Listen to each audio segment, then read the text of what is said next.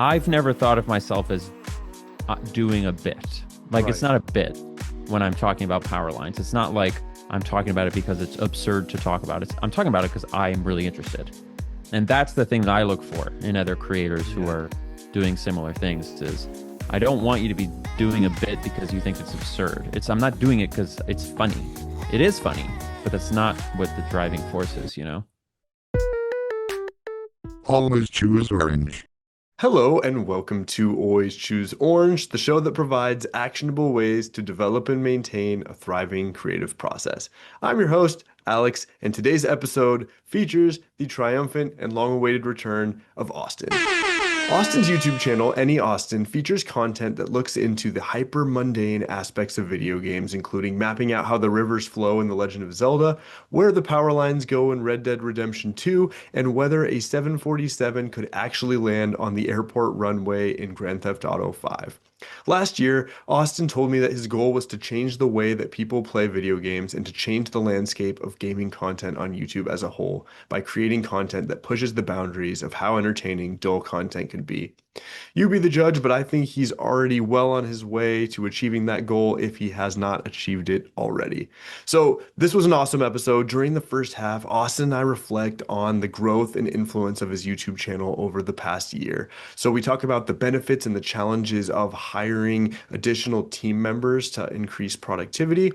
We talk about the one thing that Austin believes should be the main goal of time management and how he approaches that for himself. Austin also shares his view on the myriad of other YouTubers out there who have started emulating the aesthetics of his channel and why he started using scripts instead of speaking off the top of his head like he did in his early days of YouTubing. To round out the video, I ask Austin a series of questions submitted by his audience, and we examine the ways his videos change from draft to draft. We also talk about a certain part of Mega Man 2 that has lingered with Austin since his childhood.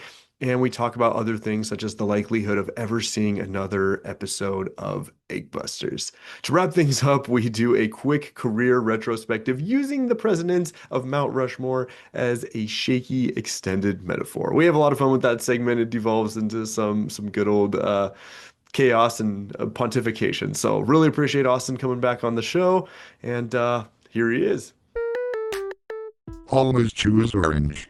Hi, what's up? Not much. It's good to see you, man. It's been Yeah, a little over a year. it's been a little over a year. A lot has changed. A lot has changed. It's a much different world for me and for everyone else, I think, since last time we spoke. So Yeah. um, I'm excited to kind of dig into some of that stuff with you. So the last time we spoke was the day that you uploaded your video on Call of Duty. So it was the strange details of Call of Duty's most Really? Okay. atmospheric mixture. Yeah, I remember you had uploaded it right before we hopped on the call, and you were talking about it a little bit in our conversation. And that was sort of right after you had released the Liberty City Power Lines video and the Hyrule River video. So stuff really Right. started changing for you. And you had Yes. mentioned that you had really sat down and started to say, I really want to take this YouTube thing to a level beyond, what you've been doing before. And so I'm just curious, like, Yeah. obviously that happened. Yeah. What How cute is like that? It's like I said it and then it came true. How fun is that? Exactly. So yeah, like how have you seen like the last year and like what's been different for you like having that happen and having like the more consistent high, 1 million plus viewer count on pretty much everything you put out? The good news for me is I don't get too caught up in stuff. I don't, I guess it's not to say I don't do much self-reflection, but when the way that the last year has gone has been so much more, um, it feels like there's a, whatever the system is that I'm working in, the more energy I put in, the more I get out.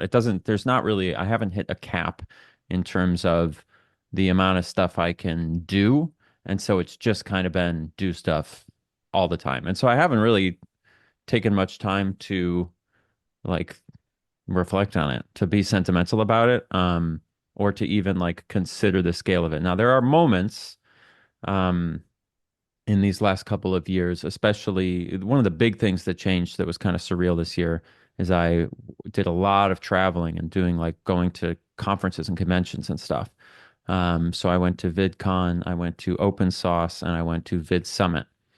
And it is pretty cool how many other creators, people that in some cases I really look up to, and really consider like just like highly talented people, knew who I was and had nice things to say. I mean, that's just an incredible thing.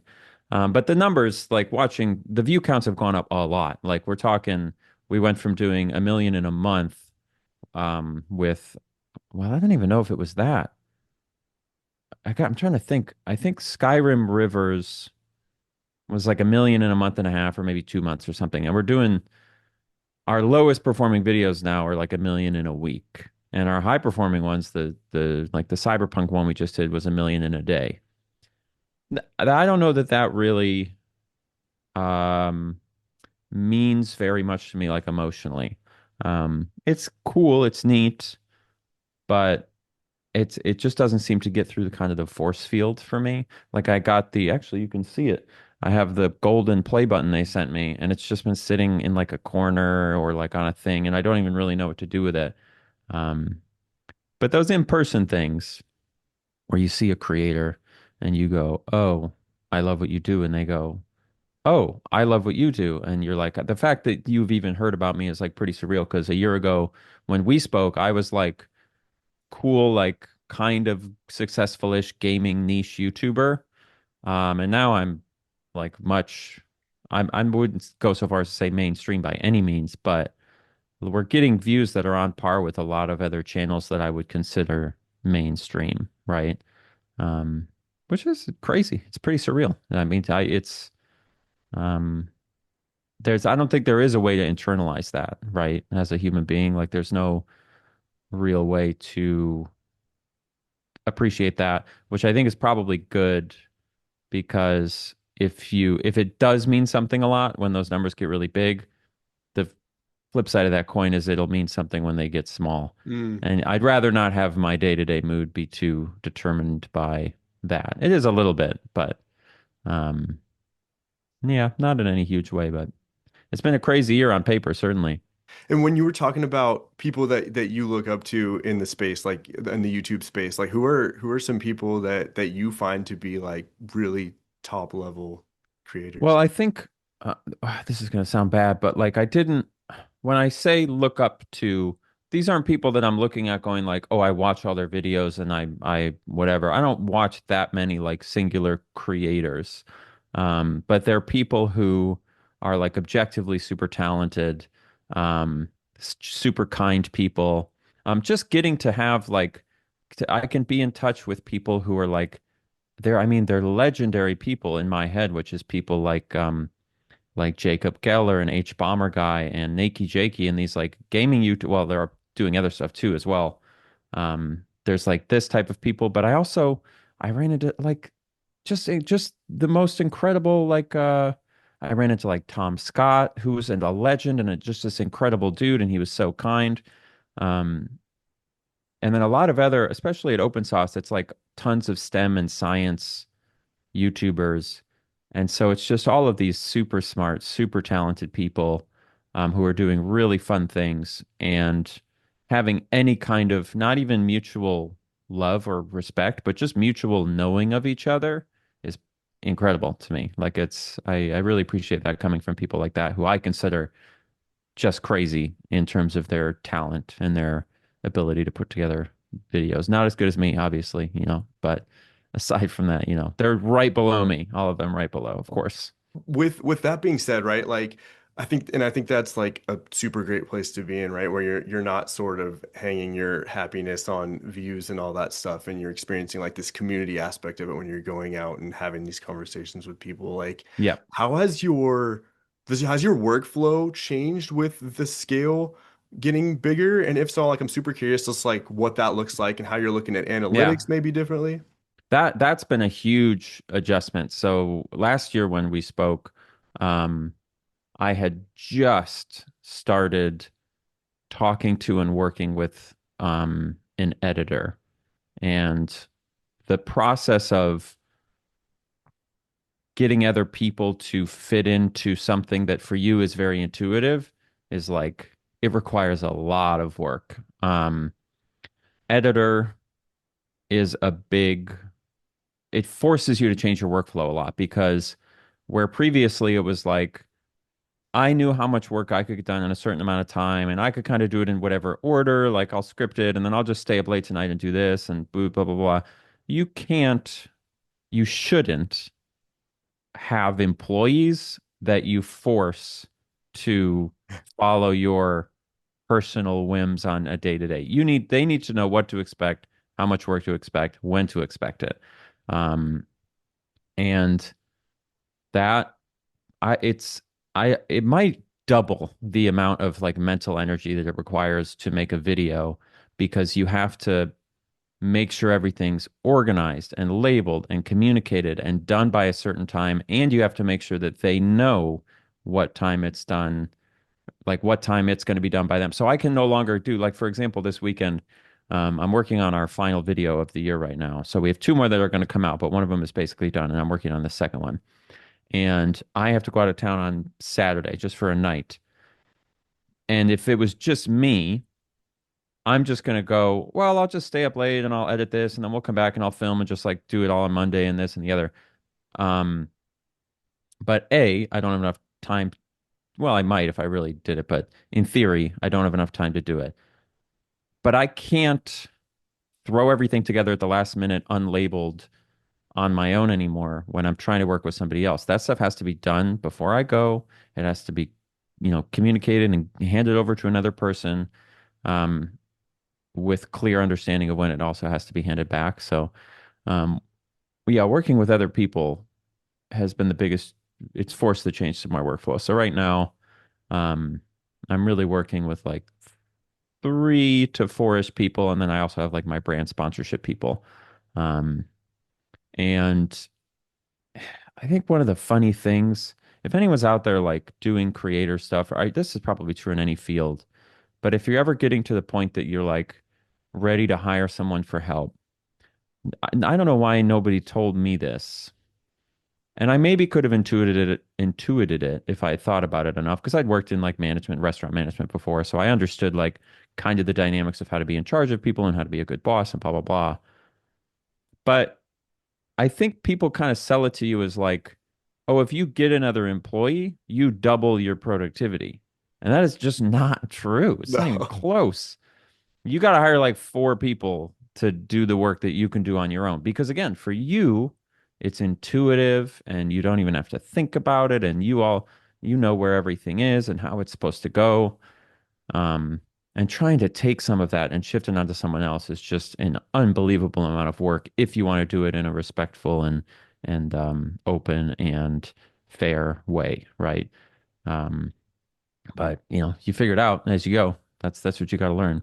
And then is the trade-off then like you get to spend more of your time now that I would imagine since you've been working with them for a while and they probably have it down now, like you get to spend your time and energy on the development of the videos and the ideas and stuff. Like, did it actually work out that way? Because in theory, that's how it works, right? You hire people and then they take the Right. stuff that, but is that how it's actually playing out? We're getting there. Yeah, We're not there yet. I think in hindsight, I made some mistakes in terms of training processes and maybe jumping the gun on expecting stuff from people that there's really no way that they could have known how to do that. I like assumed they knew how to do certain things that they maybe didn't know how to do. And so then we kind of had to back up and like not start from zero by any means because these are talented people. Um, but no matter how talented you are, if I'm trying to communicate a creative process to you, it's like it's right. going to take a gajillion years. So we're still not to the point where I'm not doing any editing, which that's kind of the goal. The goal is that I have an editor who both edits exactly how I want to, but also does it better than me because they have their own vision and they're focused solely on that. Um, so in theory, that is the goal, is to get to that point. We're not there yet. Um, Now, why do you want to do that? Well, because I think editing is one of those things that you can train someone to do pretty close to how you would do it. And so there's not a lot of risk of losing too much. I like editing, so I'll probably always do a little bit on videos. But yeah, like you said, what it does is it frees me up to come up with like a plan and stream for 21 hours so I can go into cyberpunk and pretend to eat and do the food. And so it frees me up to expand these ideas a little bit more. Um, and which ultimately, hopefully, makes the videos better and more interesting. And it allows me to do things like the Red Dead 2 Power Lines video, where, because a little bit of that load is taken off of me, I can take that 20% of time that I'm now saving and pump it into doing deeper research or pump it into coming up with better motion graphic type things to communicate ideas. Um, in terms of expectation versus reality, I would say it's significantly harder to get there than I expected. And I knew it was going to be a lot of work, but you learn as you go. You learn as you go. Absolutely. Yeah, yeah. One thing that I've always sensed in the couple times that we've talked, even in coordinating this, is like your, devotion to time management and how important that is, right? Because it forms Mm. the foundation of everything that you're able to do. Like, how do you conceptualize that, right? For people watching this who want to do similar things or already are, but want to like really hone in on that. Like, what is your sort of philosophy and method when it comes to that? There, I mean, it's every 3 months you hear some new method of managing your time that you think is going to fix everything or whatever. So it was basically cycling through all of these random things you would see on the internet until you find ones that resonate and then they work for a few months and then you get bored of them and you find another one. But at this point, as long as through that process of trying a bunch of random things, like I'm going to do checklists, I'm going to do time blocking, I'm going to do, um, I'm going to divide my days into one task per day and focus only on that one task, or like there's whatever methods you want. I'm going to get a Kanban Right. board or whatever. Eisenhower matrix. There's all these things you hear about that you think are going to fix it. At the end of the day, as long as through that process of jumping from thing to thing, the thing you're ultimately working on is I'm not in the mood. I'm going to just give it a go anyway. That's the only muscle you really need ultimately is like if you can find any moment in the day that you can practice that, even the smallest little things, like sometime just like getting out of the shower before you want to. If it's a warm shower and you're like, I don't want to get out of the shower. As soon as you notice that, just go, all right, let's just try. Let's just do it. Like a small little thing. That's the muscle. That's the whole thing. It's just that ability to overpower your little desire to object at rest, stay at rest kind of a thing. Um, there's a limit to that. Burnout's real, exhaustion is real. Um, but I think well, let me only speak for me, but for me, I've been consistently surprised at how much being exhausted is mostly like overcomeable, like Mm, largely speaking. I learned that kind of working in restaurants. I've said this before on streams and in podcasts and stuff, but at a restaurant, if you're tired, you go to work and you do the job. yeah. And it ultimately, like you get home at the end of the day and you're roughly as tired as you are any other day. Um, so just remembering that you have really, really high, you're very, very capable, and learning how to access that capability is just something you do 5 seconds every 6 hours for 3 years. And then by the end of it, you're like pretty good at clicking that on. Again, that doesn't mean you should work 60 hours or 70 hours a week. It doesn't mean you should, if you're truly burnt out and you do have that, like you do switch into it and you do try and it doesn't work. That happens to me. Like I have like a day every month where I'm really not feeling it and I go, I'm going to do it anyway because that's what I have to do. And then I do it and it doesn't work. And I go, okay, that means I need to break. I need to take, 6 hours or a day or whatever and chill. Um, but more often than not, you can like we are autonomous. You can move, your body will move if you decide to move it, barring some sort of, remarkable circumstance, right? I think that point about practicing that impulse of doing things when you don't want to is like I've had to do that a lot in my life Yeah. too. It's an Like, everyday thing. yeah. And one of the things that I used to do was I'd start the day like in the shower, and I love like the warm shower, and I would Hmm. just turn it all the way cold for like a minute and just be like, oh, I Holy hate this. smokes, yeah. Just I do think that that. actually, people always talk about ice baths and stuff, and I think that the actual like biology of that is probably totally bullshit. But man, that Yeah. psychosomatic kind of benefit you get from being able to just be uncomfortable and stay in control of your body in that situation, I think that's a great thing to practice in any way that you can, right? And even just a cold shower, I think is perfectly, it's actually a great way to do it because it sucks. Yeah, it's the But it worst. doesn't even have to be that extreme. Like I really do think it can be as simple as like, um, I don't want to stand up yet. Stand up. Let's do that a little bit sooner. Um, it can be as simple as, let's say you're someone who, um, I mean, geez, just standing up is like the thing, just for 5 seconds. Um, and you do it as long as you can, and then after 10 seconds, you sit down and get back on your phone, and that's fine. And then you just do it again and again and again. It's just these tiny, tiny, tiny little victories that everybody can do, and they look a little bit different for everybody, right? Not everybody's not going to do a 1 minute cold shower, either because it's just that's not what works for them, or they just don't have that kind of endurance. Right. But for everybody, there is wherever you are now, there is some way you can take half a step in a direction, right? Um, and that's really what kind of like actual autonomy is kind of built on. Because if you can't do that, right, what's free will really even worth at that point, Yeah. If it even exists, obviously. Right. Super determinism, maybe, but um, like if we assume we have free will, if you're not able to actually exercise it in the moments that you don't want to, then it's not really that free willy. Whoa, the That's whale. right. Yeah, exactly. Well, exactly. Yeah, you're just like responding to impulses um Yeah, and at that's that point. fine. I think like that's Yeah. actually a really good way to rest, Yeah. like and that's kind of how we rest. But you just developing the capability to do a little bit of both, I think is just it'll just serve you in so many different ways. One of the things that I've been thinking about too, in thinking about like this conversation and what we were talking about last year and stuff was you had mentioned last year that around the time we talked, people were starting to pop up like different channels that were sort of emulating like the surface level Mm, aesthetics of yes. what you I'll do, tell you right? what. Right. And that's just obviously multiplied like 10, 100-fold Yeah. since then. And so, one of the things that I wanted to, because, and you had mentioned, and I thought this was a really good, healthy take and approach to that. You were mentioning, like, go ahead and try that. That's like, you should, like, Right. you're not going to do it the same way that I do. And you're right. And, did you ever yourself go through, because I know you've been doing this for like 12 years at least. Did you ever go through an emulation phase where you tried out different things that you saw other people do, or was your process always intuitive in the way that you did it?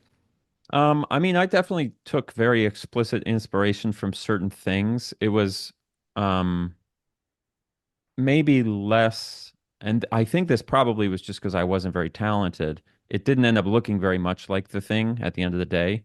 Um, in nowadays, it's like it's very clear when someone goes, "Oh, I'm taking like this rough subject and this type of thumbnail and doing it." But when I was copying and sort of developing my voice, I was copying things like Mythbusters, which of course is where my old show Eggbusters came from, and kind of the format of like confirming these glitches versus like confirming these myths like Mythbusters would do.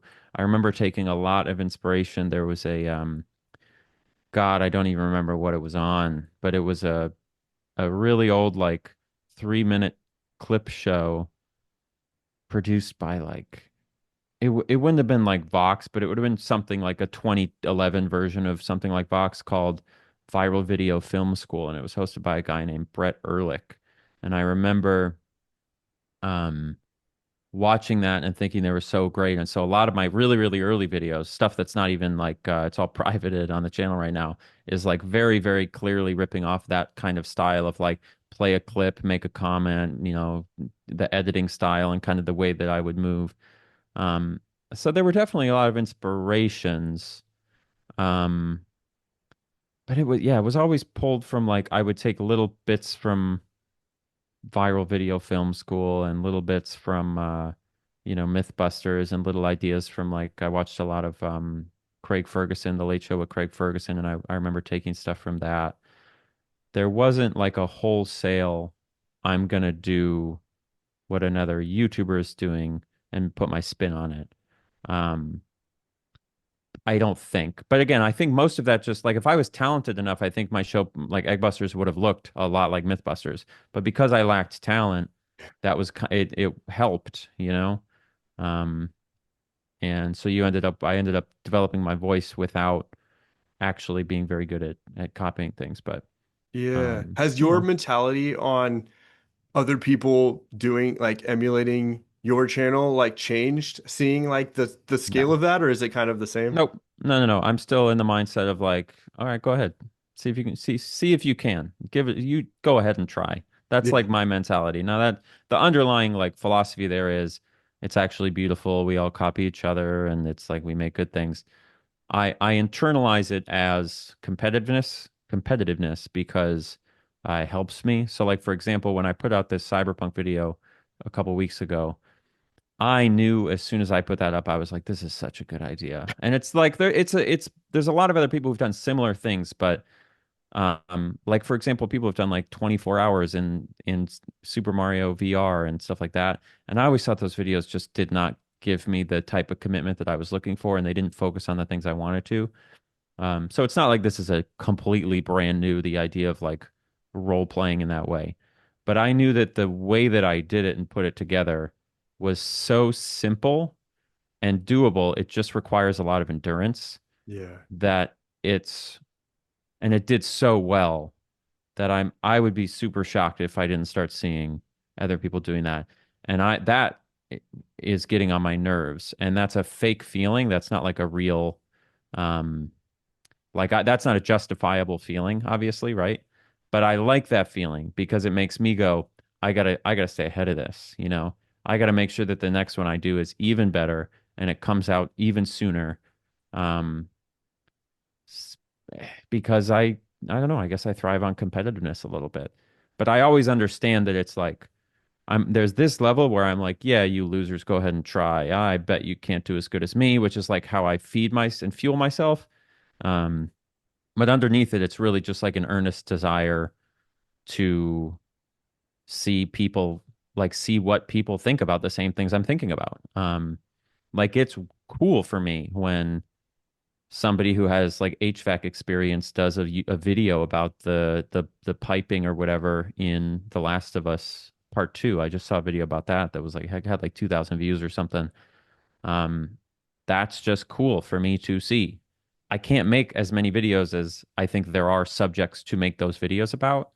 Um, so I mean, it's just a win-win. But again, for me, I use it as like competitive fuel, just as like a mental trick, I suppose. Yeah, yeah. And another interesting part of it too, because I've seen some of those, right? Like once after watching so many of your videos, they'll all pop up on my feed and stuff. Right. And like something Who that are I the noticed best in it, ones? what Are was there that? any ones who's the best? Who's the Oh, best person that you think is covering similar things? I don't remember his name, but someone did. And I don't think this is not that similar to what you were doing, The but one of best my ones usually aren't like straight up copycats, right? It's usually just like, oh, I want to give my take on. It's like, Ken Burns does a World War II documentary, someone else does a World War II documentary. Doesn't mean they're yeah. copying each other, right? The best one that I saw lately was someone did and I don't know when it came out, so I don't know if this is recent or old, but it was like which Smash Bros. Characters have smashed, and then it was like about like whether or not the Super Smash Brothers characters have had sex Was or not. was that Goombana? Was that the girl, Anna? No, it No, wasn't. It she was a did one. I male. think it was kissing.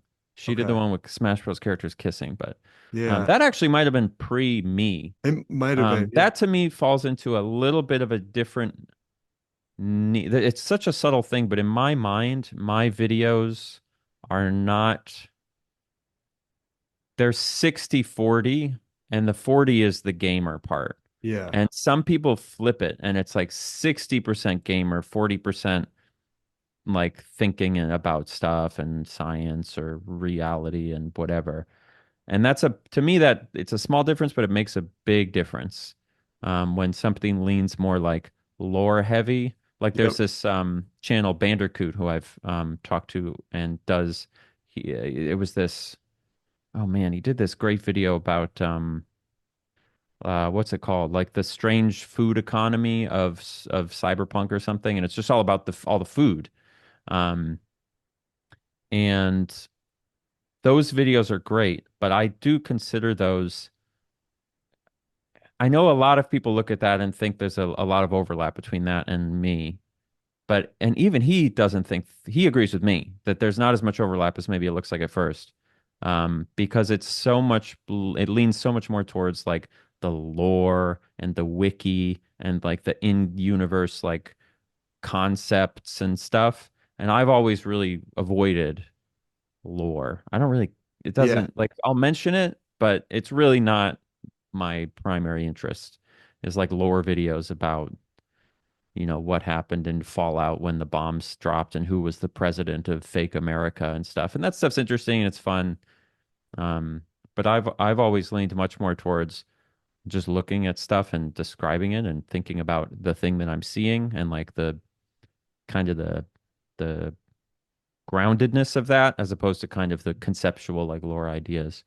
Um, and the Smash Brothers thing leans a little more towards like gamer silly time. Yes. Not that I'm not silly, not that I'm not a gamer. Yeah. We all saw that Cyberpunk video, but um I this I've never thought of myself as doing a bit. Like it's Right. not a bit when I'm talking about power lines. It's not like I'm talking about it because it's absurd to talk about it. I'm talking about it because I'm really interested.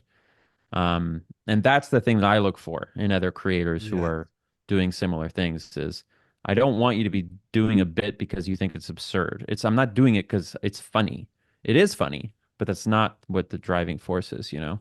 And that's exactly like and to really like answer your question, like I don't think I've seen any that have done it the way that you do it because I think people make the mistake That's of the right just answer, thinking Alex. That's the right I'm answer. not even just saying it to Exactly. gas you up because I'm talking to you, but Right. like, um, but because most people think of it, I think, as absurdity, right? Like they Yes. don't Yeah. watch it closely enough to understand like the earnestness and that like it's almost like the video game is a Trojan horse for you to talk Mm-hmm. about infrastructure and a way of Yeah. seeing the world that you can't necessarily emulate, or if you can, it would take a lot of self-transformation to become the type of person who's like, I'm interested in how infrastructure works and how things are put True. together, and I genuinely find wonder and awe in the world. So, I mean, yeah, That's what people need to be copying. They need to go to college, get a degree, become curious, and then you make the videos, and that's when it'll really click. I will say I do love um the one of the people who I think has done a great job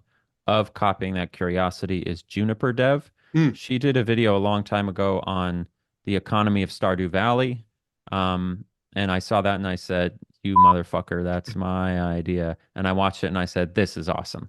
And now she's done tons of videos about tons of things and she's like actually a game developer and stuff. cool. But I think she's one of the few who I can feel that there's an earnestness to it, which I really appreciate. Um, but it is less common than I maybe wish it was. You actually find it. I think the problem is people who are curious about like infrastructure make channels about infrastructure, not Yes. about video games, you know? So it's kind of self-filtering in some certain way. Yeah. One of the things that I also wanted to ask you about is about scripting, right? So Mm. the way that you deliver everything, and I'm making an assumption here, so I guess I should ask you, like I'm assuming they're almost 100% scripted. Is that actually the case? Yeah, at this point, pretty much. Yeah, there's like caveats to that to some extent, but I would say broadly speaking, yes.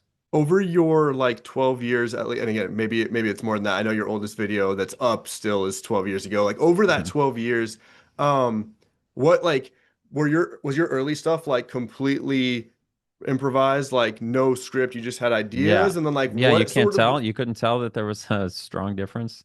well, Um, right, like it seemed like it was very right, like very free and stuff. But I was curious if you had like if you thought in your head before you went on like an outline of this is kind of what I'm going to talk about, and then I'm just going to go freestyle it, and then how you ended up in the scripting territory. yeah, that's an interesting. The moment that it switched was the video that I did the very first time I was on in front of a green screen. That was my first. It wasn't like fully scripted, but it was close. It was that, and then by the time the video after that was Skyrim, Where Did the Rivers Come From? And Yeah. that was totally scripted. Before that, I hated scripting because I didn't want to do any work. I just wanted to sit in front of a game and I would just talk and then I would just cut it together later. And however it worked out is how it worked out. There's something cool about that too. Yeah. Um, why exactly I switched, I don't really remember. I can tell you why I stuck to it. It's because the Yeah. views went like this, you know. Yeah. But it's I don't exactly remember why it suddenly made sense to me. That might just be because, I was working 50 hours a week at a restaurant and I was then coming home and trying to make these YouTube videos. So I might have just gotten lost in the sauce in that way. Or you know what it probably was? I'm not 100% sure, but um, the my the my head of operations now, Ashlyn, who you emailed with, Yeah. she's the love of my life, right? We're put together and she works with me and so on and so forth. But before she was formally doing that, we would um kind of like set go through every month, like on the first of every month, we get together and we still do this and we set goals for that month. Where do we want to be at the end of the month? And then at the start of the year, we do the same for the year and so on and so forth. That's another great recommendation actually for people looking to improve their productivity is like find someone that you are friends with and set goals and talk about those goals and try to hold each other accountable. But I remember one of my goals during that period of time was to get more subscribers. I remember that being like the main thing. And the way that I would go about doing that and what we had talked about through these meetings is like, well, okay, if that's your goal, how are we going to do that? And so what I was doing at that time and sort of into the year leading up to that, um, is my whole methodology for going from a failing channel who was hemorrhaging subscribers to a successful channel was I'm just going to try a gigantic variety of things. And anytime one of them works, I'll just add that to the list of things that I can make more of. So my guess would be that I was in this phase of like, well, we're just going to keep trying new things. Why don't we try scripting a video? And that's just like the new thing I decided to try for that video. And then it worked really well. So then we kept it, right? But that's really how the the focus of the channel got hewed down into what it's become is just through constant experimentation, throwing away the stuff that's not working. I mean, if you look back in that era, this is the era, just for everyone's reference. What was the first video of that era? I don't really remember, but it was like I made a video called um, Definitive, comma, but in a different way. And it was about GTA San Andreas Definitive Edition. Obviously didn't do well. What a horrible title for a video that doesn't tell you anything about it. And I made a video called like, what is Katamari Damacy really about? And then I made a video called Unremarkable and Odd Places in Super Mario 64. Um, I made a video called, I don't even remember what it was called, but it was about the worst rated game on Metacritic from 2023. Just all, whatever, just all these random topics. And yeah, as I would go through that, I would put them up. I'd wait a week and I would look. Did this gain me subscribers? Did this lose me subscribers? And if it lost me subscribers, I threw it away. And if it gained me subscribers, I made another one of that. And then through that, we just kind of built our instincts up. And so my guess is to switch to scripting, long story short, was because of that experimental kind of approach. So okay, so you're looking at like the success of a video based on like your current goals that you set up. Is that like how your Purely based on the process? goals. So I don't look at subscribers anymore, period. That's Yeah. actually, I think, a pretty bad. Well, it's not a bad metric, but it has a particular use that I don't need anymore. Yeah. But it's a great like correlated metric for other things. So I would kind of say even for YouTubers starting out trying to figure out their thing, the first thing you should do is make like 20-ish videos without thinking about anything, Yeah. except trying to make the best video you can for you. So start there, develop your voice. Once you've done that, then you should just go, I'm going to try and gain one subscriber this month. Okay, I gained one. Now let's try and gain 10. Let's try and gain 100. Let's or whatever. So, that's just a setting it goes back to that same thing. Yep. Small goals. Get out of the shower a minute before you want to. Gain one subscriber this month. Think about how to gain two subscribers next month. Um, and that stuff really, it doesn't sound like it should compound, but it just really does. It really does. I'd love like to hear like a kind of there's a specific video that I would love to hear how you looked at when you released it. So like I think it was like 6 months ago or something, the loneliest NPC in Mario Oh Odyssey, right? yeah. you Hmm. did that one right. I love that video. But if you Well, look at it thanks. compared to a lot of the other ones that came out around that Oh time, yeah. that was one that got a lot less views. So I'm curious, like, what was your thought process when you see that? Like, what lessons do you take away from that? Do you measure things in your head as like success, failure? Do you like how do you look at something like that? That you definitely don't want to look at it in terms. I mean, it's success failure. It's like these are very like normatively loaded. So like you can look at it in those ways as long as you're loading them with the correct sort of definition, whatever. But for me, it's just how good did this video do, and why did it do how good it did? That's another thing that Ashlyn and I do. I mean, we're on pause right now because I've been so busy. But in theory, 2 weeks after every video comes out, we sit down, we look at the analytics, and we go, how good did it do? How bad did it do? Why did it do how it did, whether good or bad. Like, can we figure out why it did so good? Can we figure out why it did badly, and just sort of go from there? Um, so when I have a one-off video like that that does poorly, um, the first thing you do is, well, why did it do poorly, and you try to figure that out, and so on.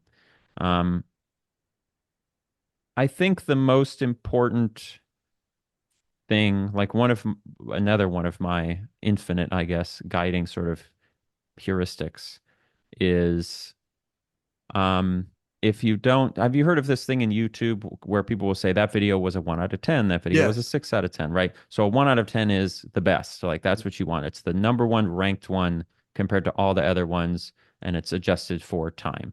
Um, so if you have a 1 out of 10, that's great. If you have a 10 out of 10, it's horrible. That video was a 10 out of 10, right?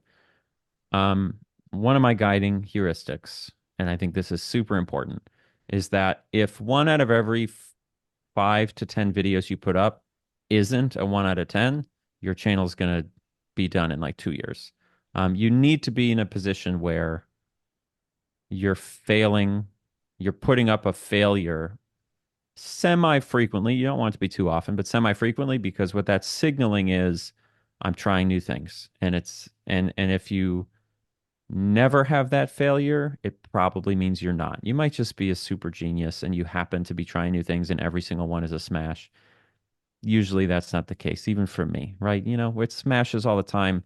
Even we have failures. Hmm. Um, so in a way, when I see a failure, that's the thing I fall back on. Like, okay, what did we do differently here that didn't work? Now, the scary thing is when it's not scary, actually, right? Like war is scary, Yeah. but the YouTubers, we call it YouTuber scary. We have a different metric for fear. Um, the uh, the scary thing is when you put out a video that you didn't try anything different and you think it's just in your wheelhouse and you think you nailed it and then it doesn't do well. That's when you really got to dig and go. That's when we got to pull out the retention graphs. That's when we got to pull out the like is really just looking at a bunch of extra stuff. So one case of that was the Fallout New Vegas unemployment video. I think it turned out that ultimately that video was just like badly written and had a horrible thumbnail. Um, so it was simpler than I thought. But that's one that when we put it up, we said this is a banger. This Hmm. is great. We got FDR speeches in here. We got employment statistics. We got graphs, and we put it up, and it was like don't care. Um, and you learn from those things too. So all it is you just don't take anything too personally and try to learn from every single thing. People make the mistake of thinking that when they put out a video and it does well, it's because they're cool and people like them. Mm. And that's part of it, but it's lacking self-reflection about that. Again, you're putting a time limit on your channel at some point because eventually people won't think you're cool. And if you don't understand anything about what people like about you, by the time your initial like 2 or 3 year whatever, which I guess I'm coming up on, by the time that runs out, you're not going to be able to sustain anything because you don't understand why people like you or why people wouldn't like you. Um, and it's just really important to understand those things if you want to be the type of YouTuber that I want to be, which is wide reaching, highly educational, and semi meaningful. Um, just in terms of like, oh, this is actually fun to watch. I'm learning something. It's comfortable. It's not making me feel stressed. There's other types of YouTubers, right, who just like put up whatever and they're chilling and they're legendary in their own right. I think Hank Green would be a great example of Mm. this. Um, his videos, there's effort put into them, but they're not like these highly produced things. And Um, he kind of fluctuates in like a lower view count, but he still is like highly successful. So there's plenty of other ways to do it, but for me, I'm very much like I want to know. Well, you can never know, but I would want to try to start to understand what things I can trust work and what things don't, and then follow those things as they inevitably shift, right? One of the things that I want to do now that I really appreciate, by the way, you putting a post out was some audience questions, right? We had a Oh, lot of incredible. people Good. send emails Yes, in, so I'm super excited about a lot of these. So I saved a bunch in a document here on my phone, and I'll read some off. But let's do it. yeah, we got a lot of good ones, a lot of wild ones, some Yeah, crazy stuff in there too. these people are, listen, we don't take these people seriously. We throw them a bone, we let them ask a question or two, but they're always wiling out. So here's the first one. So Josh F writes, "What is the farthest you've ever gone into producing a video that ultimately ended up getting scrapped, and why was it scrapped?" Um, I haven't scrapped a video in a long time. I think ever since getting spot, because it used to be the case that I would just put them up on Patreon or like put them in the Patreon archive or whatever. But what's tended to happen now is, I guess this counts, but a lot of the videos that have come out, and interestingly, some of our lower performers. So the Mario Odyssey one you referenced, the best example of this is the Where Does Wind Waker's Water Come From? Mm, Um, a lot of times I'll start with an idea for a thing and I'll do a bunch of work to look into it and I'll script and it's just not that good. But then in that script, there's like one little piece that I'm like, oh, that's interesting. And then I'll dive into that and expand it. And then that second script is like also not that good. And then, but there's a piece in there that I'll dive in and expand. So that Wind Waker water thing, oh, what did that start out as? I think it started as I'm going to do an unemployment survey in Windfall Island. And then I did that and I said, this sucks. This is not interesting at all. But you know what is interesting is like, um, what are all these people like? A lot of these people just don't have jobs. What is going on here? So how is this society even functioning? Um, and so you go to the other islands and you eventually explored a bunch of things in terms of, I did another sort of the second script was similar to kind of our Red Dead 2 census video that we just put out, only much worse, which is like who's working in what industries and how does this world function? And that also wasn't very interesting. But then I made this notice of like, oh, there's no water anywhere. Like that I can't, there's no faucets, there's no whatever. Um, and then you eventually explore that and you come up with these crazy theories and put a video together. Usually that's how it ends up going because I've put myself under a lot of pressure to keep getting videos out in relatively quick succession. Um, and so rather than just throwing a video idea away, I just kind of like keep clawing at it and keep exploring it. And so cumulatively, entire video ideas are getting built and then thrown away. mm, But it's all kind of in service of eventually getting to something that hopefully is reasonably good. Now, I think every time that a video has come to pass in that way, like been just a real slog, um, those videos do pretty poorly and they end up not being mm, very good, which is actually kind of awesome because it does mean that there's an interesting correlation between like the vibe of making the video. Well, that's not true though, because I can think of other videos that were slogs. Hmm. I take all that back. I cancel it. But the point is, that's usually what tends to happen. So examples of that would be the Mario Odyssey video. What did that start out as? I think that was just straight up me trying to do a video on like which NPC is furthest away from all the other NPCs. Like I just mm. wanted to calculate distances basically. And then that wasn't interesting. And so it turned into some weird essay on loneliness. Um, Wind Waker Water was like that. The Red Dead 2 census video was like that also. That was another one that started out as a unemployment report that I was just like, this could be more interesting. Um, so actually, the Cyberpunk video, Oh. 7 Days Living in Cyberpunk, started out like that.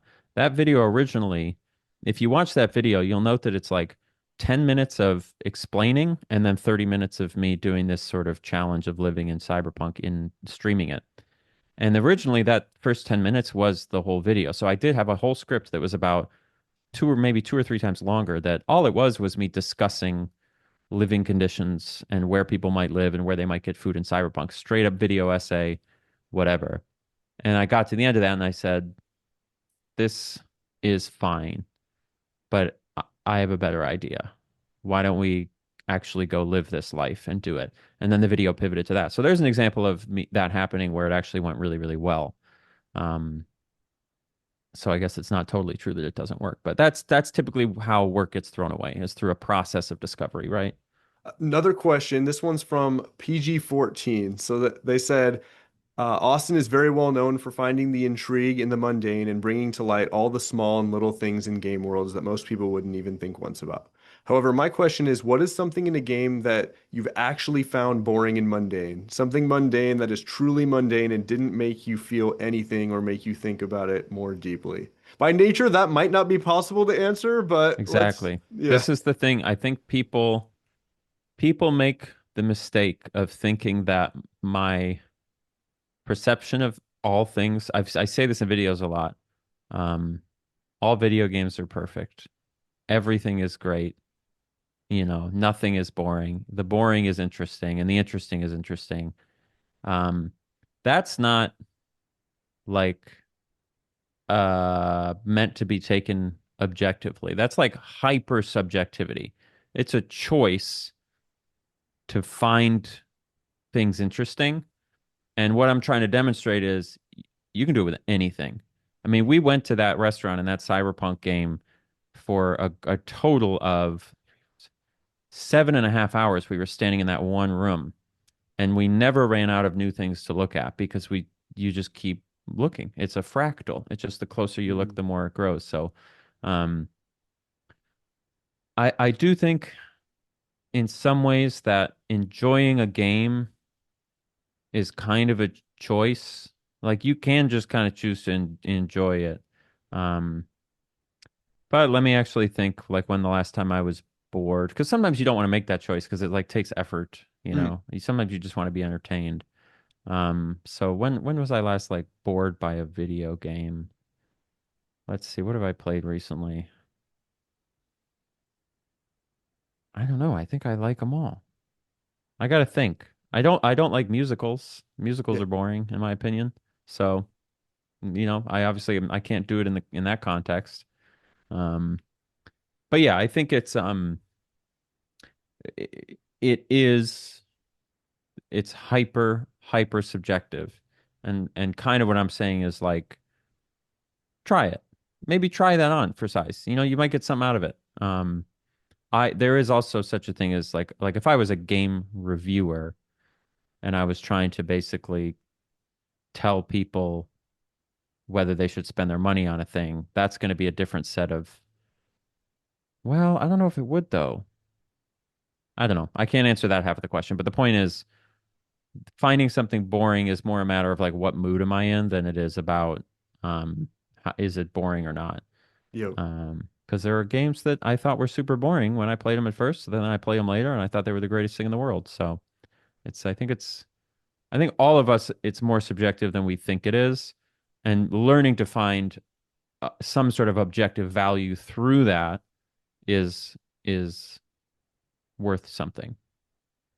Yeah, right. Yeah, that's like, and that's what gives your videos their depth. I would argue is like is the way of seeing the world that they have. That's like what separates them from the surface level knockoffs. To me, is like your earnestness, your way of seeing and Yeah. allowing like them to be deeper than where's the best place to have a beer in Majora's Mask. Like Yes, that's like a common like person who's copying thinking they're getting it right, but it's not the same in my opinion at all, and not that that's bad, but yeah, I like your right. shirt. What's that shirt?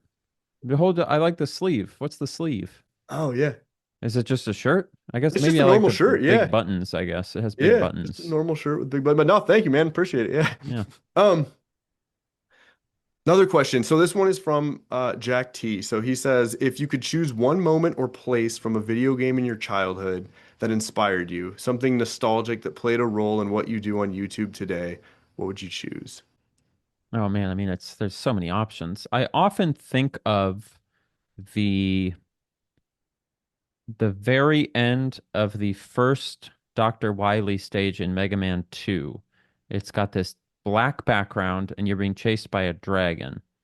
And I think of the feeling of getting there because as a kid, we only would, this is another, thing that I've said in a million podcasts or whatever, but as a kid, we would only get to play video games for usually 20 minutes at a time and for the day. That's all you got. And so we would be constantly replaying games from the beginning. We didn't ever like get to play them for long enough to get very far. And I remember we played a lot of Mega Man 2. And in Mega Man 2, the way that game works is you basically have to fight the 8 robot masters, the bosses. And so you go through and you pick all the bosses and you fight them and you beat them. And then once you beat them all, you go on to like kind of the final levels. And you can do the bosses in any order that you want. You literally just pick them off a menu and then you go in and you got to beat their level and fight them. And so what that ended up meaning was um, that you would see these same levels over and over again and hear these same songs over and over and over again. But it was rare that you would do it well enough that you beat all 8 of them in the small amount of time you had and then got to move on to that Mm. new level. And the feeling of building an intense familiarity with a set of sounds and a set of places and a set of actions, and then stepping outside of that familiarity into something new that's still within that world, um, has always been really, that's a similar feeling to the unremarkable and odd feeling I get when we look at like a place in a game that we're so familiar with, but we look at it from a different angle, or we step into a place in that game that we've never gone before. It's like this weird, I don't even exactly know how to describe it, but I mean, liminal is kind of a word, but liminal doesn't really describe the feeling. Um, but that I think of that black screen with Mega Man on it a lot, um, in terms of how it felt. That also applies to like the last levels of Spyro the Dragon, the last levels of Mario 64 even. That was less common though because Mario 64 you could save, Yeah. whereas Spyro we couldn't save because we couldn't afford a memory card. We just had a PlayStation with no memory card, so we would always start those games over from the beginning. Um, so yeah, kind of an unconventional answer because I don't, not unconventional, but it's not I don't ever anymore talk about like 2D platformers, which were just a huge part of my life, or like these retro games. Um, we're all focused on these big open world kind of modern games, but that's really that's kind of where I cut my teeth, and I take that perspective into playing all these newer games, I guess. Yeah. Okay. So that kind of You leads ever play actually. Mega Man? You ever do a little Mega Manning? Yes, but I don't know if I played the exact one that you were talking about because I can't remember which ones I played because there were so many. But I did play some for the Super Nintendo. Yeah, Mega Um, Man X. You fight the penguin guy. They yes. were all they were all um themed after animals though, right? Spark Yeah. Mandrill, Chill, is it Chill Penguin? All these people. Mega Man X is a slamming game. I mean, there were 4 of them on the Super Nintendo, but Yeah. or I maybe think just that was the one 3. I played. I played Yeah, the one for great Game Boy game. Advance, Mega Man Zero, I think. Mega Man Zero is also a great game. Yep, Mega Man Battle Network is a pretty good game. Mega Man's just great. It's too bad they don't do anything with them anymore. I know. Yeah. I mean, it's been a long time since they've released a Mega Man game, I feel like. They did make one a couple of years ago that Did they? apparently was the best-selling Mega Man game ever, but I guess they didn't Oh, well, I missed want to it. do more or So, something. Yeah, that's it. I don't think it didn't strike me as that interesting, but I don't know. People liked it. well, here's another good question here. So, this one is from Calith Bright Talon. So that's the word for best name for anyone That's a who's Mega Man X3 boss, I think, is right? it? That's the one. That's Yeah, Calith Bright Talon. that's awesome. The I didn't one. even catch that. So the question is, your approach to examining video games has given me a lot of new insights into works of art that I love. Have you ever applied this interest in the odd and remarkable to other kinds of media? Would you ever do a video about other forms of media outside of video games? Yeah, probably. I mean, I try to just like the vibe of the unremarkable and odd kind of thing is just a mindset that I try to flip into when I'm walking down the street. Um, so it definitely applies to other forms of art, but I have noticed that like kind of emphasizing that mindset through making all of these videos and stuff. And it honestly even applies to like I know it seems like there's this big divide between infrastructure and Austin videos versus like weird places, but there is an overlap there in the sense of it's just like we are just looking at and appreciating things and places. And I've definitely noticed that I've it's easier now for me to like it's almost like I learned how to appreciate all art now, except for musicals, Yeah. through um, this sort of practice. Like visual art now, I totally understand why it's so incredible. Um, Sculpture and stuff like that. Um, so yeah, I would say that definitely apply to other forms of art. Would I ever do a video on other forms of art? I don't know. Maybe. I think, unfortunately, I probably will, which is annoying because I hate when you're like watching a channel and you love them, but then they start like trying to do like videos about like other serious things, and you're like, you're like, this is my favorite gaming channel, and now they're trying to tell me about fucking Monet or some, and you're like, I don't care about this. Like I'm here for gaming. And so I would hope that I won't make that pivot. I would hope that I would find ways to do it within video games to some extent, but knowing me, I'm gonna eventually either go in that direction or I'm gonna become like a hardcore like engineering mathematics. Like I'm gonna be building scale models of things and going out and looking at real rivers and stuff.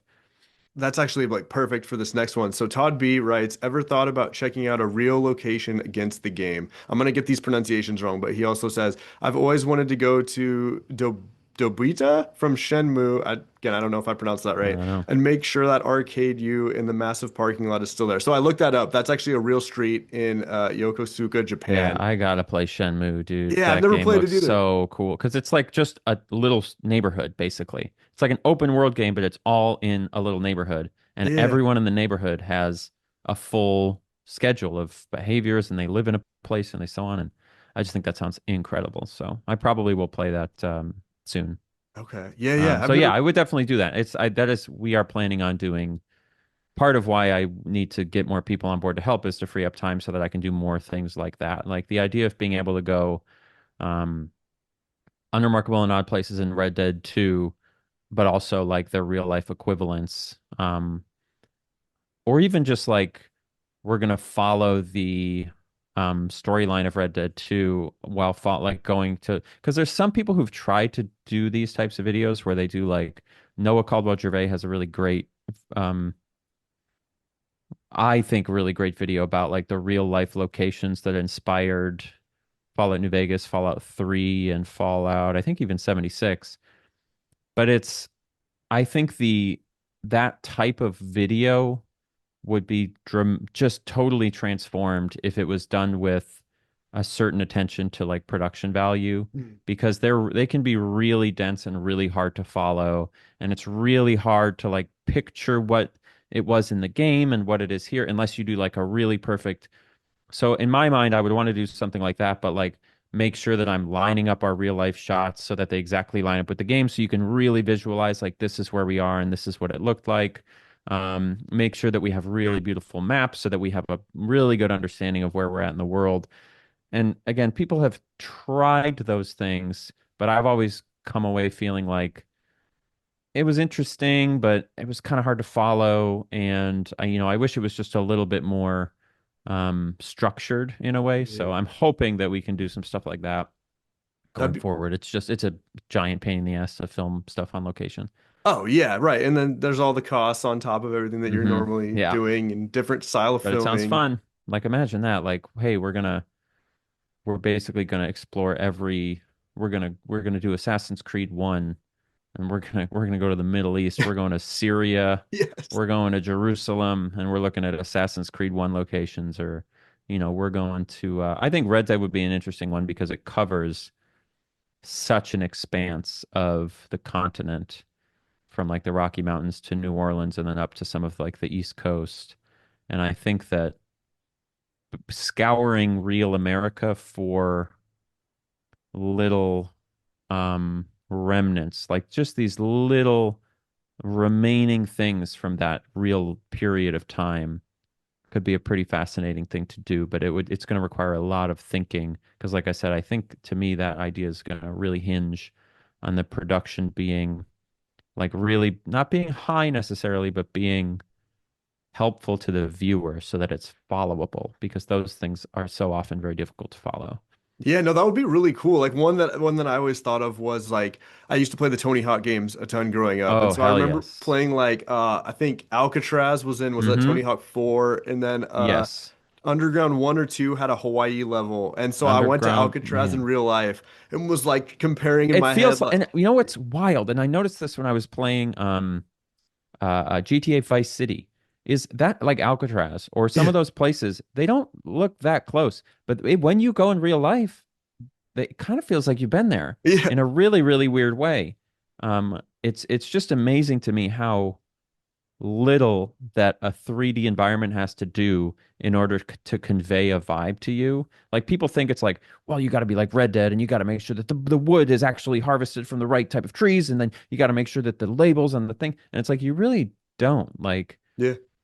I remember playing a Left 4 Dead 2 mod that was Disneyland.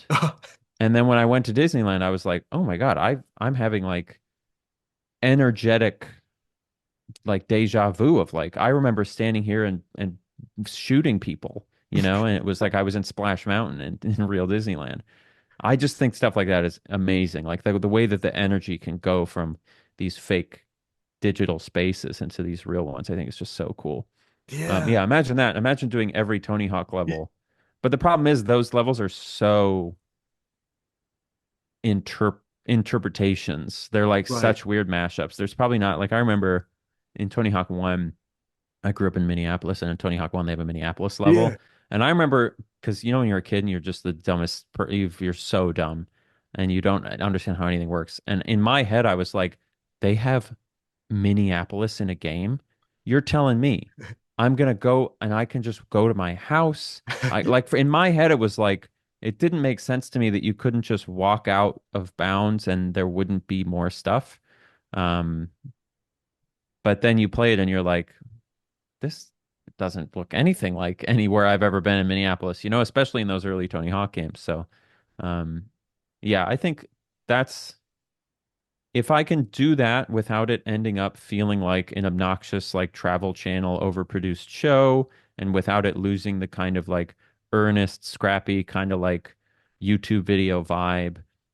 And I can do it in a way that makes it accessible. I mean, that's something I'm definitely going to attempt Yeah. at some point in 2026. That's the goal is to attempt that. Now we did a little bit of it. I went to Lander, Wyoming for a Skyrim video once, and that made it very clear how much more work I needed to do to make that work because Mm. it's really, really difficult.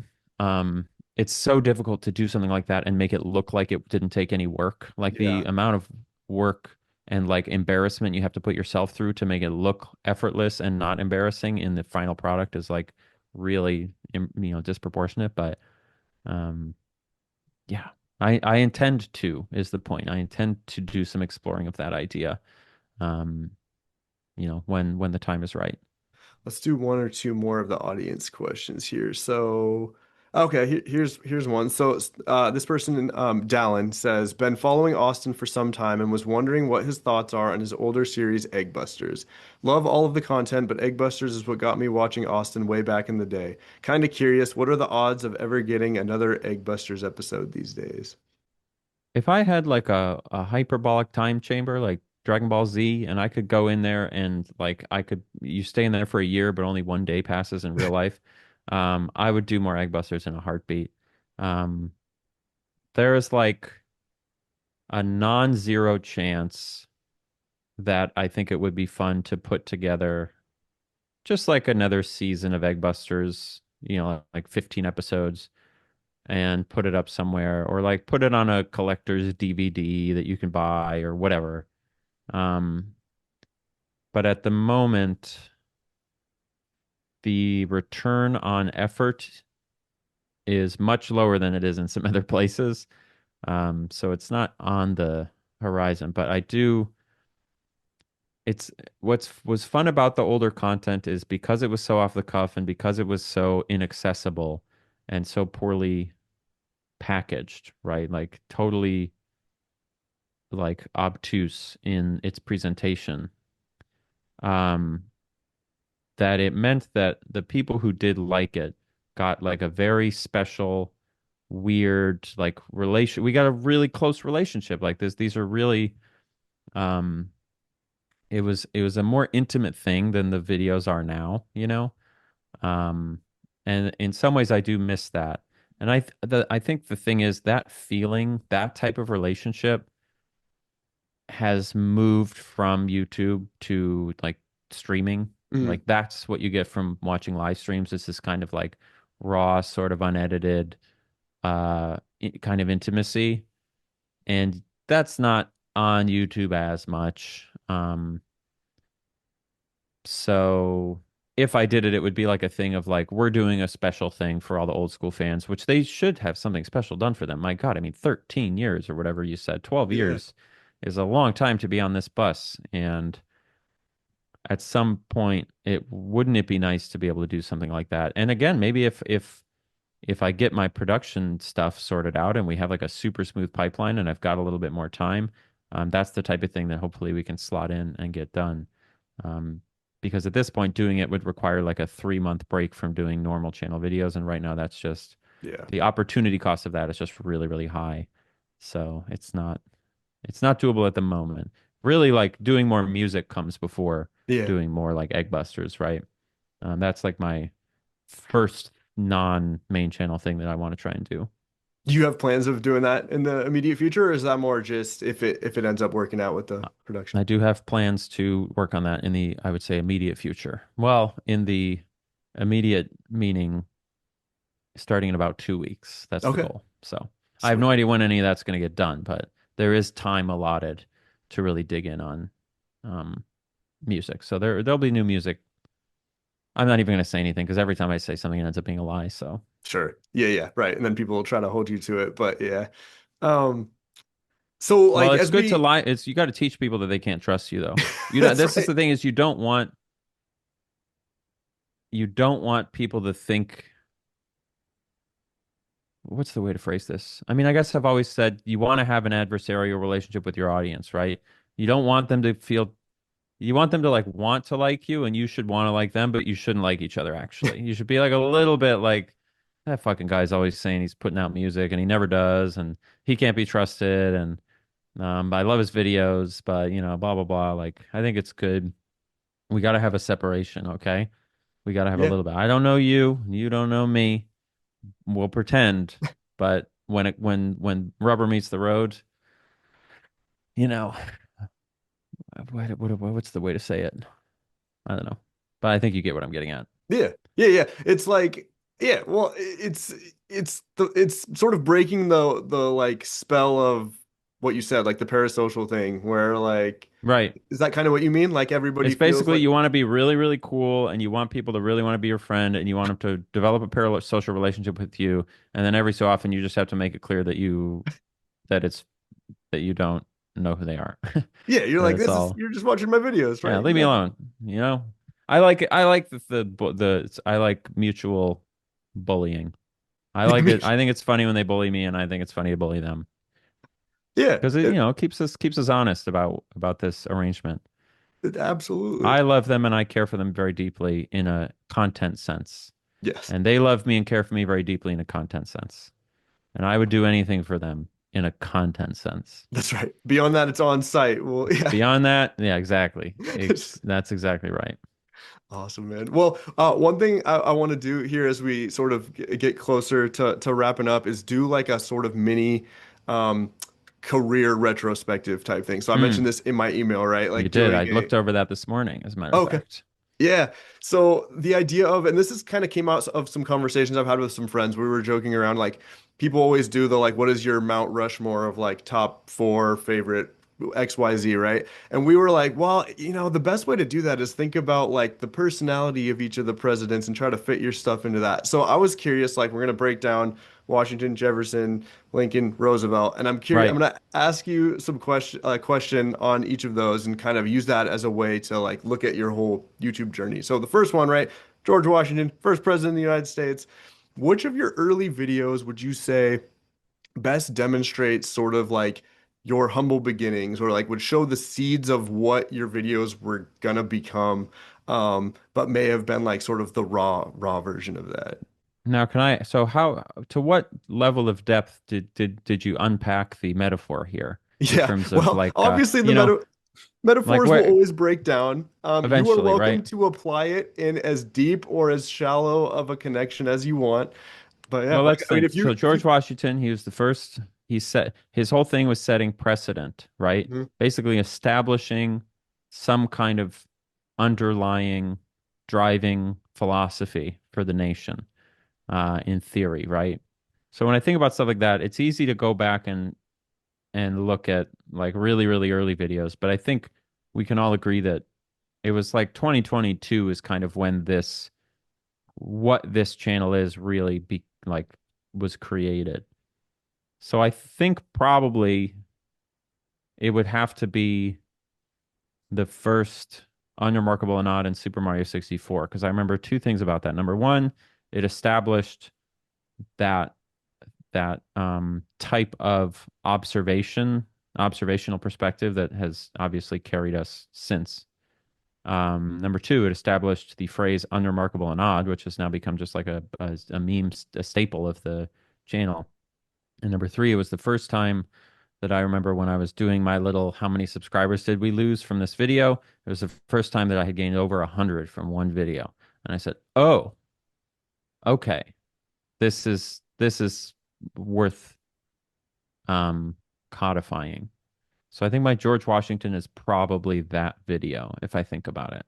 So next up, Thomas Jefferson. So 1803, Louisiana Purchase. He Mm. bought that whole territory from France, essentially doubled the size of the U.S. It was all about expansion, right? So looking at this one, when did you like first feel like things were really clicking for you? And it doesn't necessarily have to be views or whatever to you was like, man, this has become a thing where people are taking notice of what I do where it first like felt to you like I'm actually talking to an audience and it felt like it had expanded. Um, I mean, there's 2 points that could come to mind. One would be the first unemployment rate video.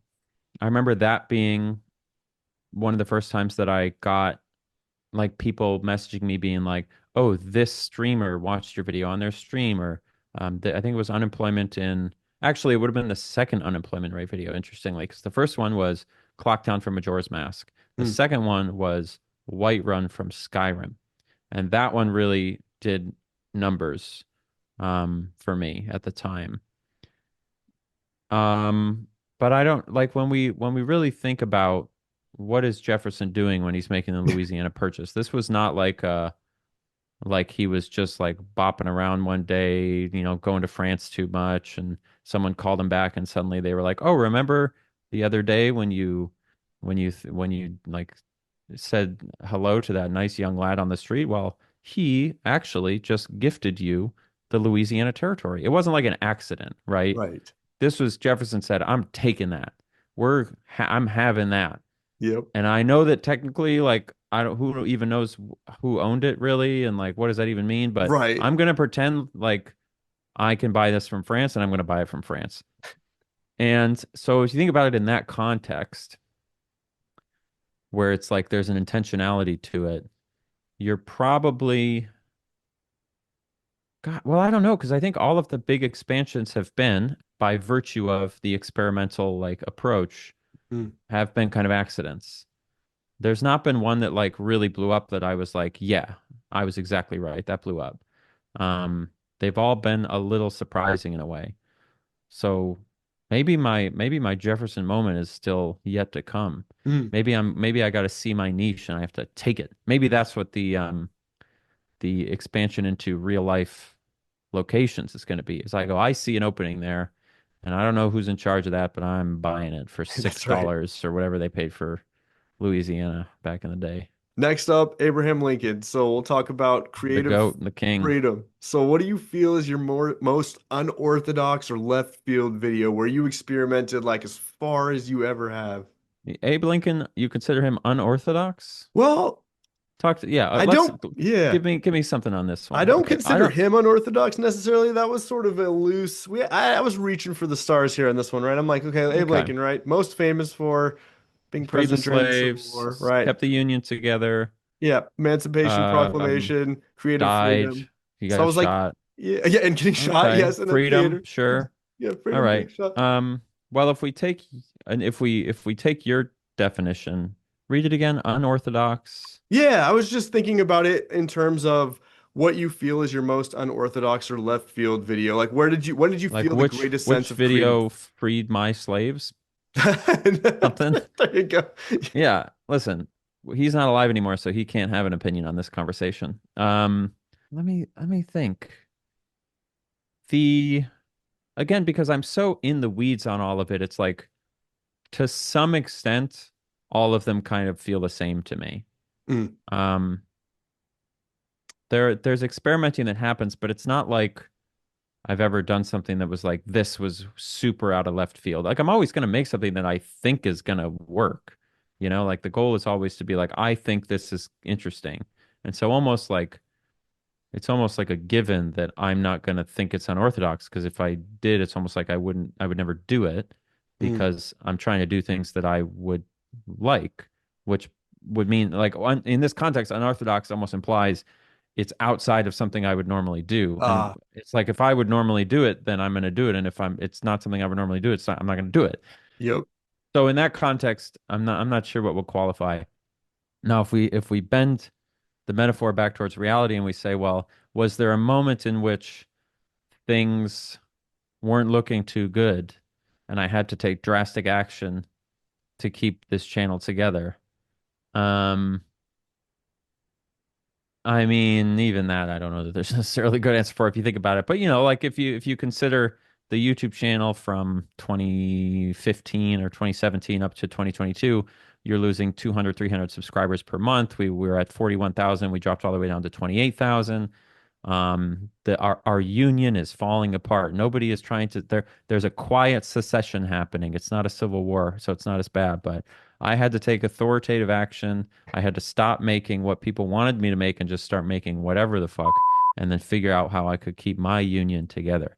So in that sense, all of those videos from that era, which would include well, I mean, it would really go back to your Unremarkable and Odd, like the first couple of those, and then your first couple unemployment reports. That was me bringing this bringing this nation back from the brink. Now, it was less authoritarian than Abe Lincoln ended up having to be. Not that I'm faulting the guy, tough. He was in a tough spot, you might say. But uh, yeah, I guess that whole era was me bringing my union together. And now I'm in like my 1950s America era where we're like the production lines are going. We didn't even get bombed. We got bombed one time during the biggest war of all ever. That's pretty good. So we're chilling. I don't know. And the bombing that happened was the Mario Odyssey video. That was my Pearl Harbor. And so in a way, if you want to, we can get to some of these other presidents and we think, what's my FDR video? That's Maybe right. that's Let's do them whatever all. came right after that was my FDR video, or who knows. So we gotta go through all these now. What's my George Bush video? Oh, What's yeah. what's my what's my Woodrow Wilson video? What's my most racist? What's my Franklin Pierce video? That's what we got to unpack. Okay. Oh, absolutely. Well, we might have to do that part next year, but yeah. Yeah. Yeah. Oh, last Mount Rushmore president, Teddy Roosevelt. So how I don't know much about Mm. Teddy Roosevelt, but I looked at him as sort of a very loud, sort of loud and proud guy. So I was thinking of this as like, what is your most boisterous video or your most like unabashedly you, like the loudest and proudest Any Austin video where you felt like the full force of your personality was put into it? I don't consider myself that boisterous of a guy. I don't consider myself too, um, Teddy Roosevelt, bully pulpit. I'm not really using my bully pulpit in this sense, right? Because here's the difference. I know it seems like we're very similar, but the difference between me and Teddy Roosevelt is Teddy Roosevelt he didn't really care. He was there to get a job done, and he didn't really care what people think or how anyone perceived what he was doing. He was there to do things, and then he did them. And by definition, if I do that, my whole career is built off of doing what people want to see. I can't, Yeah. not just doing random stuff. So there's less similarity there than I think you might think. But to speak to the underlying point, which is just the video that I would say felt like very me.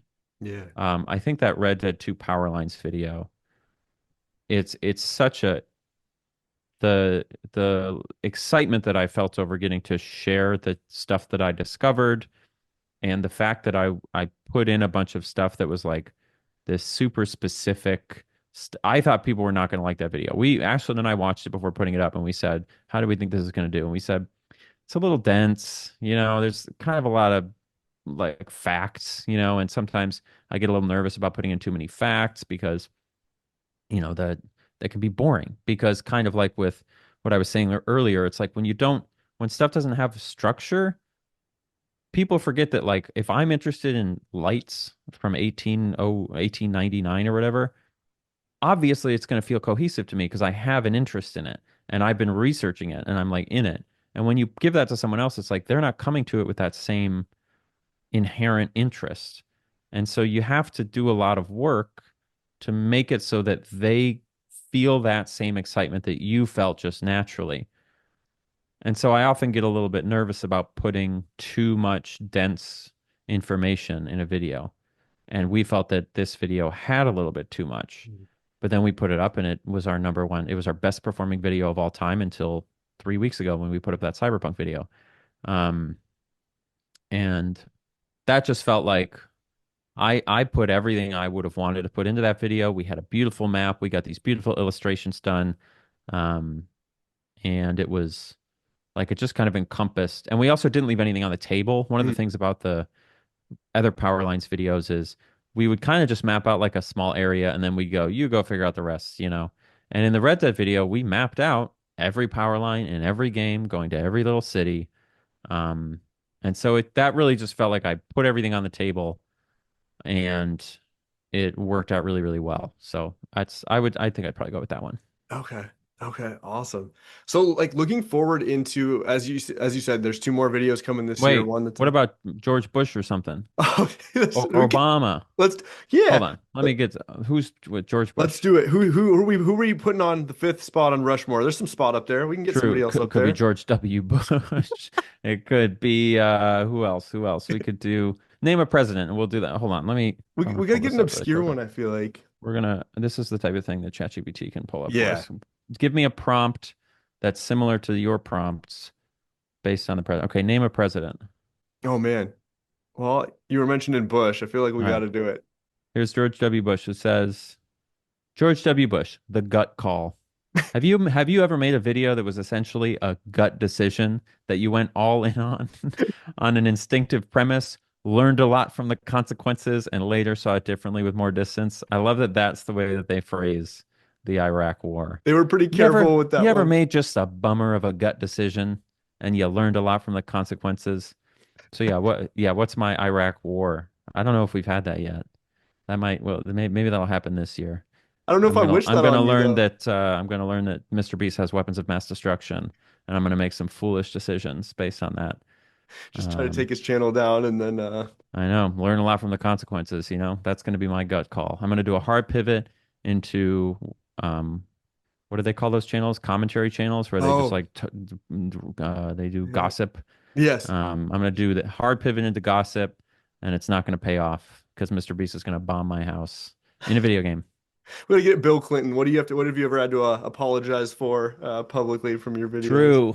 Yeah, what's the biggest lie you've told in a video that was technically not a lie but definitely was? Let's see. I have to think about that one.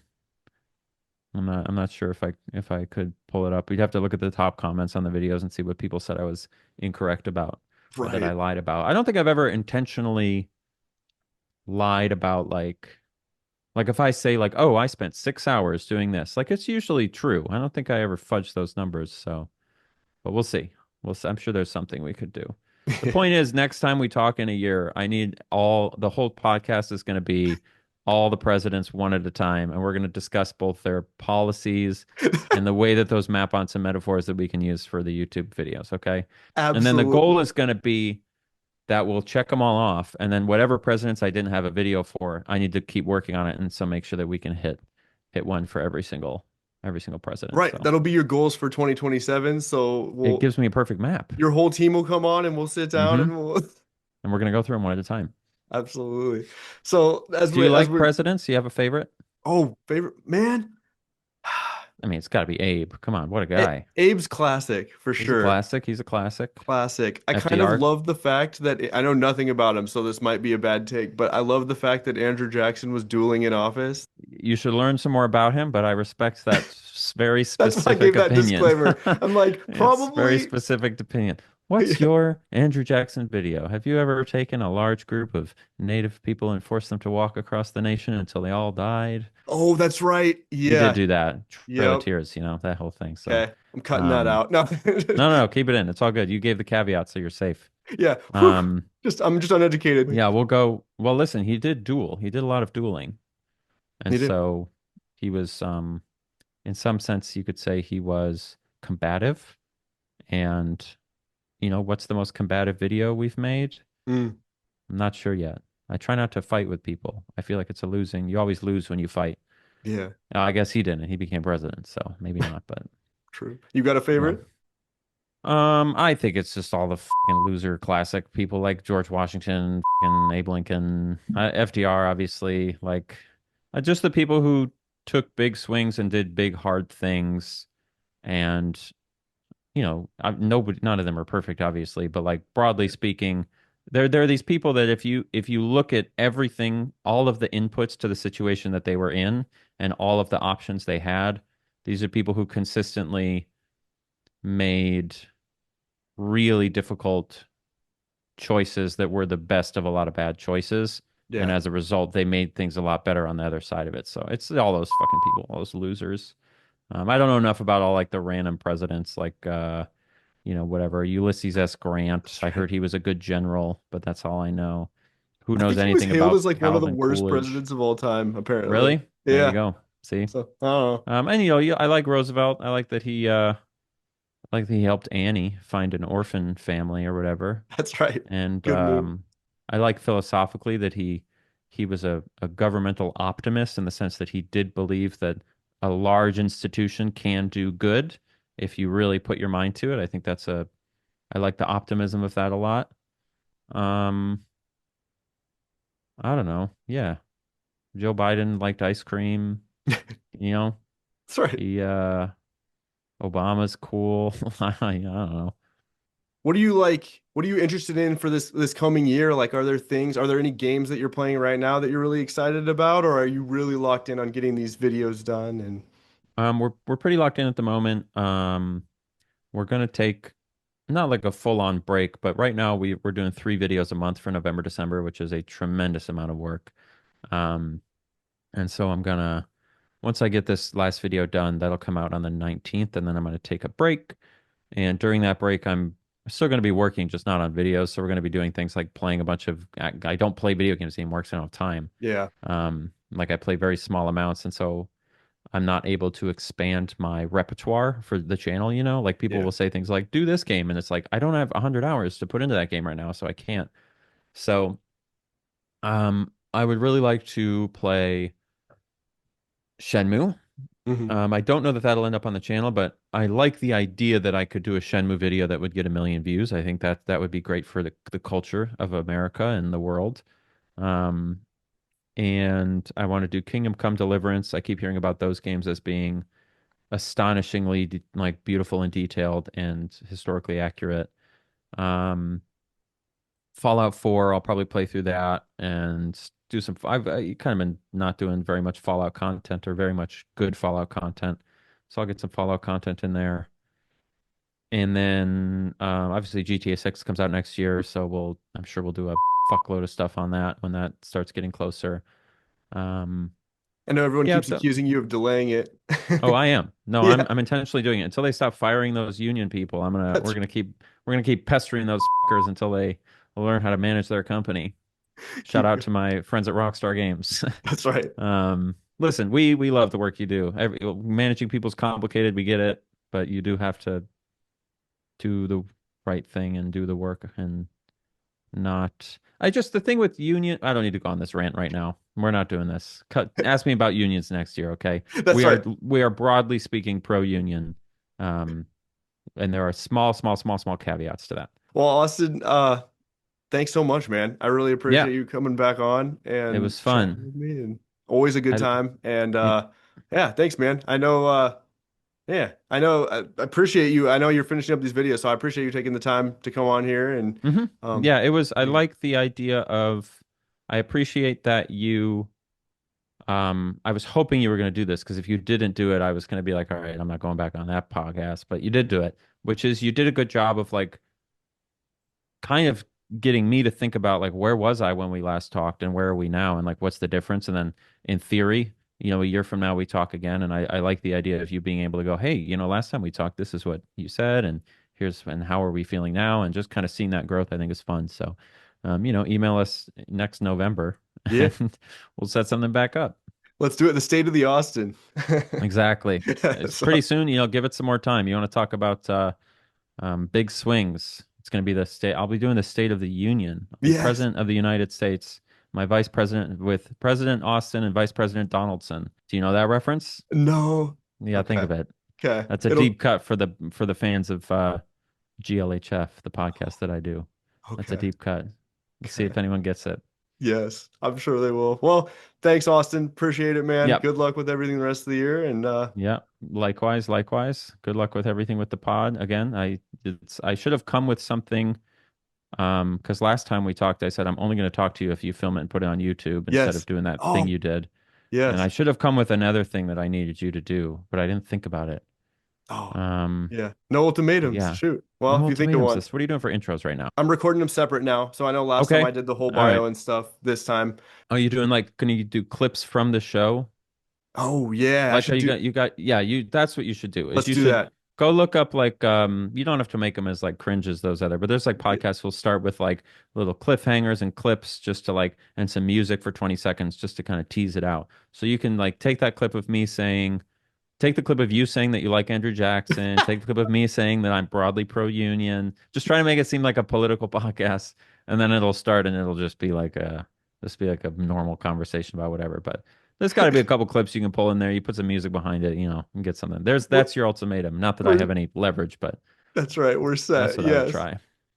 No, that's a good idea. No, I appreciate you pushing me into YouTube because that was my first time getting on YouTube, and Yeah. even just getting it up was like a big psychological thing for me. And so now I've done that a lot more, and it will be a lot Most of the ones better. you do now are video. Is that right? Or is it? Yeah, good. Yeah, I've been Yeah, doing so. definitely do that.